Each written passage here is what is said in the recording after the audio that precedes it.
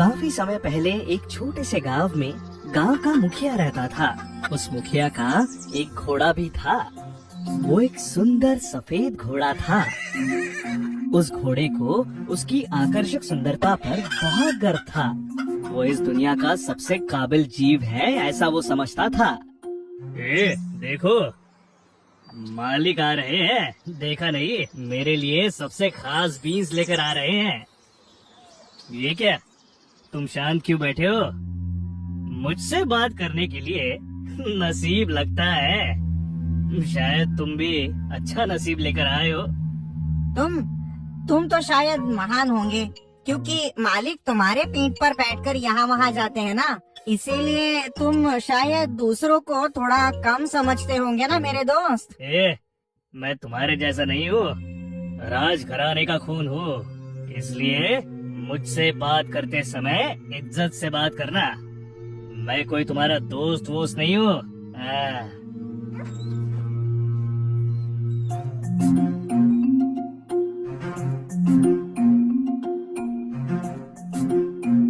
बेटा, तुम थके तो नहीं हो ना?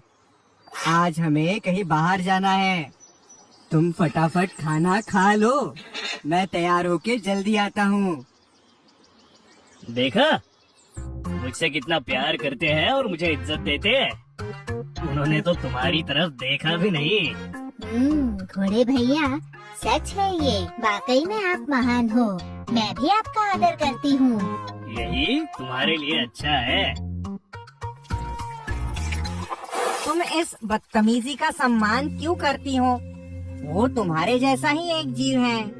अरे, उसके पास सिंग नहीं है, मगर उसे लगता है कि है उसके पास। वो बदलना चाहिए। सुनो, तुम भी थोड़ा ले लो। घोड़े भैया, आपको पता है, लोग भी आपका बहुत आदर करते हैं।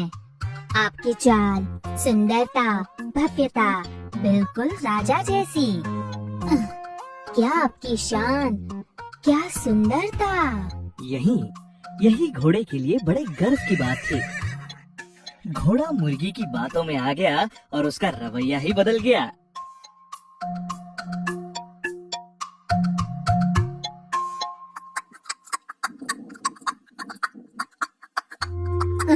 इसका मिजाज तो देखो, सहन नहीं हो रहा मुझसे। हाँ मुर्गी मैया, मैं इस घोड़े की बदतमीजी और अभिमानी स्वभाव से तंग आ गया हूँ। उसे ऐसा लगता है कि यहाँ दूसरे घोड़े ही नहीं हैं। हालांकि हाथी भी इतने घमंडी नहीं होते। जब गांव में घोड़ा मालिक के साथ चल रहा था, वो एकदम ही सोच में पड़ गया। इसमें ऐसी क्या काबिलियत है जो मेरी पीठ पर बैठकर चल रहा है? गांव वाले मुझे कितनी इज्जत देते हैं। मुर्गी की बातें बिल्कुल सच थी। घोड़े ने अपना सर ऊंचा किया और गर्व के साथ चलने लगा। मूर्ख घोड़ा अभी भी यही सोचता रहा कि गांव वाले उसी को नमस्ते कर रहे हैं। इसी तरह घोड़ा और गांव का मुखिया गांव के बाजार पहुंच गए। सभी लोग मेरी ही तरफ देख रहे हैं। नामचीन लोगों को यहाँ जीने में कितना मुश्किल हो जाता है। वो बूढ़ा आदमी जो मेरे साथ था, कहाँ गया?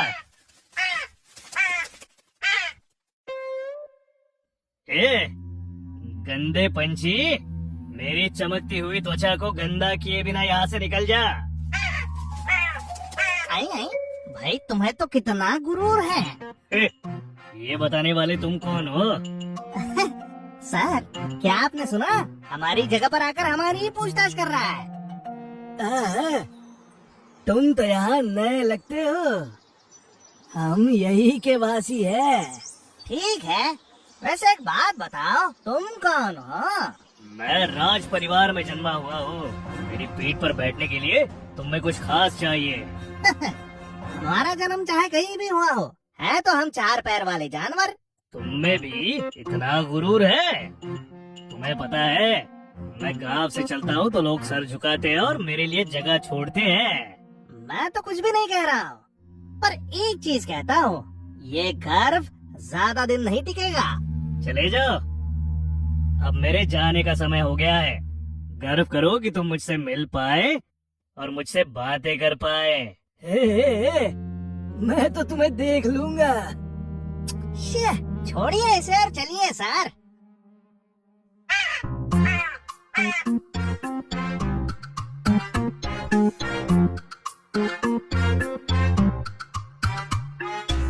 सारे राहगीर उनके सामने सर झुकाते रहे और उनकी पूछताछ करते रहे।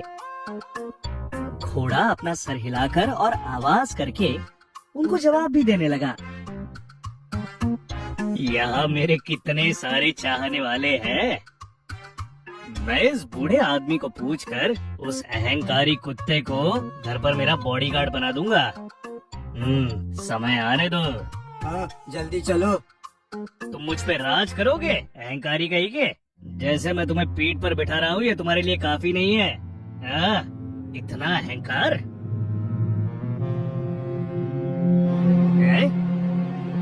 तुम मुझे मार रहे हो? जानते नहीं हो मैं कौन हूँ? पूरा गांव मेरे आगे सर झुकाता है। अब मेरी ताकत दिखाने का वक्त आ ही गया है।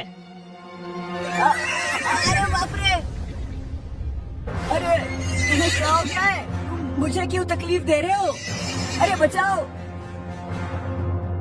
अरे अरे अरे अरे अरे मुझे क्यों मार रहे हो? मैं तुम्हारा चहीता घोड़ा हूँ, राज घराने का खून हूँ। अरे बेचारा घोड़ा। लोग घोड़े की भाषा तो समझ नहीं पाते। गांव वालों ने सोचा कि इस घोड़े का चिल्लाना बहुत खतरनाक है, तो वो उसे मार मार कर जंगल भेज देते हैं। ये सब कुछ होने का कारण सिर्फ उसका अहंकार है, ये बात समझकर वो घोड़ा कभी गांव वापस नहीं लौटा।